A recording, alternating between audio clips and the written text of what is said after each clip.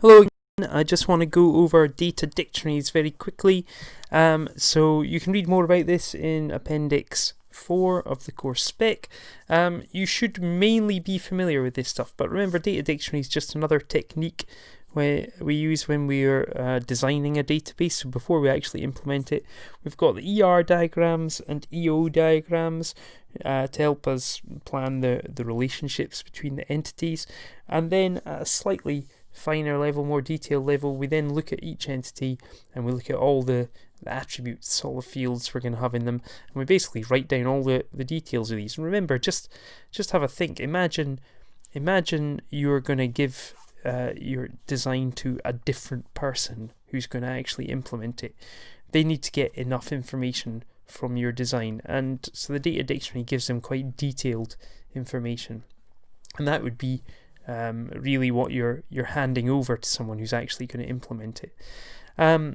Okay, so there's nothing too new here, but for each entity in our database, we are going to include the names of all the attributes, all the fields.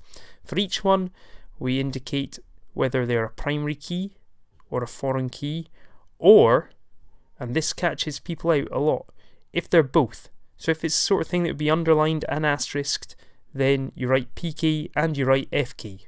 Okay, you have to write them both. Or of course, if it's neither, you just leave that blank.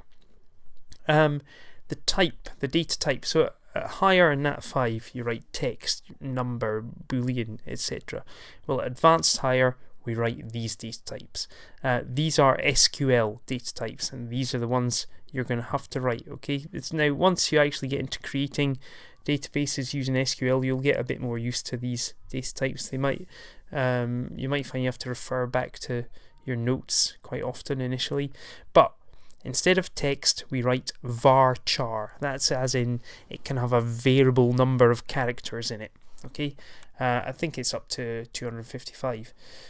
So varchar is what you write where it's to have text. Int, as in integer for whole numbers. Float, as in floating point for real numbers. And date or time. Okay, so slightly different data types from what you're used to. But again, every field you list the data type. Size. So in SQL, when you create a database, if the field you're creating is varchar, then you have to also indicate what the maximum number of characters it's going to have to store are. Now, the reason we don't just set it to the maximum all the time is because we want to save space. We want to be efficient, so we don't just stick it at 255 every time, because what if we only need to include a few characters? And what if our database has 1 million records in it? Perfectly feasible. Then we're wasting a lot of storage space, setting aside that space for every record. So we work out what we think the maximum size is. So if you've got sample data, then you have a look at that and you literally count up the number of characters in the longest piece of sample data. If you think there's a bit more to it than that, then you can set the size a bit higher. But generally, if you've been given a decent amount of sample data, that's a good starting point. There's not always a right and wrong answer there, but typically in an exam there'll be a range, an acceptable range for the size. Not so small that it can't store the biggest piece of data, but not so big that it's ridiculous that you're using excessive storage. Okay. Required. So you just put a Y or an N, a yes or a no, for each field. So if it's a primary key, then yes, obviously it's required. Generally, if you're unsure, just say it's required. Okay. And required column, obviously that's actually used to indicate whether we should put a presence check on, so a presence check validation.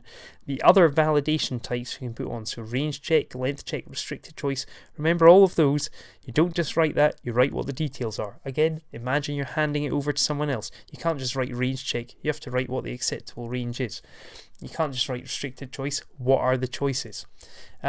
We write lookup if it's a foreign key, so any any attribute that's got a foreign key in it, we look that up. I mean, it's just a type of restricted choice, so looking it up from the values from the other table, the table in which it's a primary key.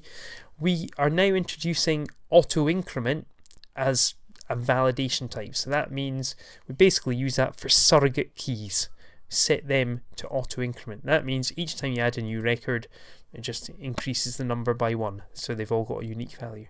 And of course, if there's no suitable validation check, then you leave it as blank. Okay, so you've got some notes on that. There's an appendix in the course spec, and there are a few tasks for you to do. Have fun.